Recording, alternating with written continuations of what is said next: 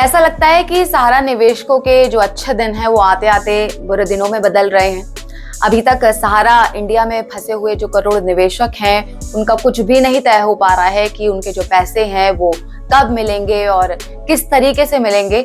इधर जो सहारा इंश्योरेंस है उसका भी अब हाल जो है वैसा ही होता जा रहा है। दोनों जो मामले हैं वो सुप्रीम कोर्ट में हैं और दोनों में जो केसेस में क्या हो रहा है, ये पूरा का जो केसेस हैं दोनों ये तारीखों में उलझते जा रहे हैं। सहारा ग्रुप की जो इंश्योरेंस कंपनी है सहारा लाइफ, उसके इन्वेस्टर्स का इंतजार अब ऐसा लग रहा है कि शायद ये अब और लंबा हो सकता है, क्योंकि इंश्योरेंस रेगुलेटर एडा ने सहारा लाइफ के एसेट्स और लगभग जो 2 लाख पॉलिसी की देनदारियों को SBI लाइफ इंश्योरेंस को ट्रांसफर करने का आदेश दिया था, लेकिन सिक्योरिटीज अपीलेंट ट्रिब्यूनल यानी कि सेट ने एडा के आदेश पर रोक लगा दी थी। एडा ने इसे सुप्रीम कोर्ट में चुनौती दी थी, लेकिन कोर्ट ने इस पर तुरंत सुनवाई करने से इनकार कर दिया।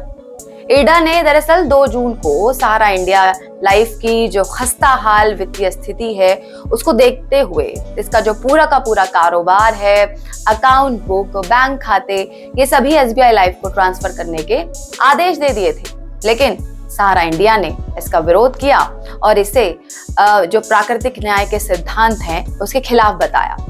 एडा की तरफ से पेश हुए सॉलिसिटर जनरल, जिनका नाम तुषार मेहता है, उन्होंने ये कहा था कि सहारा इंडिया लाइफ इंश्योरेंस कंपनी यानी कि सिलिक की वित्तीय हालात ठीक नहीं है और वो रेगुलेटर के आदेशों का पालन करने में नाकाम रही है और यही कारण है कि एडा ने उसके एसेट्स और जो देनदारियां हैं उनको SBI लाइफ को ट्रांसफर करने का आदेश दे दिया था।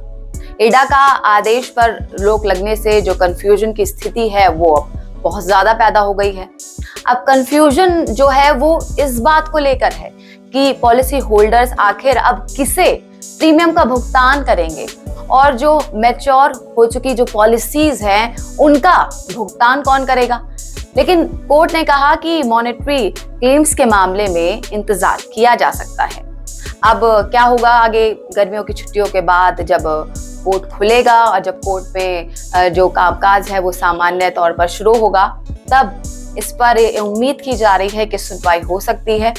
एडा की अपील पर सुनवाई 3 जुलाई को होनी है। इंश्योरेंस रेगुलेटर ने 2 जून के अपने आदेश में कहा था कि सहारा लाइफ पॉलिसी होल्डर्स के हितों की सुरक्षा के लिए कोई कदम उठाने में नाकाम रही। एडा ने कहा था कि इसके लिए कंपनी को कई मौके और काफी ज्यादा टाइम भी दिया गया था। सहारा लाइफ को फरवरी 2004 में इंश्योरेंस लाइसेंस दिया गया था। कंपनी का ऐसा दावा है कि वो अपने पॉलिसी होल्डर्स के हितों की सुरक्षा के लिए अपनी तरफ से हर संभव कार्रवाई कर रही है, लेकिन देखिए जो सच है वो आप और हम सब जानते हैं कि सहारा कंपनी अपने इन्वेस्टर्स और कर्मचारियों के हितों का आखिर कितना ख्याल रख पा रही है। तो अभी तो फिलहाल उम्मीद की जा रही है कि जब कोर्ट खुलेगा तो आगे कार्रवाई होगी और भी जो बाकी की अपडेट्स हैं जो आती रहेंगी सहारा इंडिया लाइफ से जुड़ी हुई, वो तमाम अपडेट्स मैं आप तक पहुंचाती रहूंगी। तो आप हमारे चैनल के साथ जुड़े रहिए।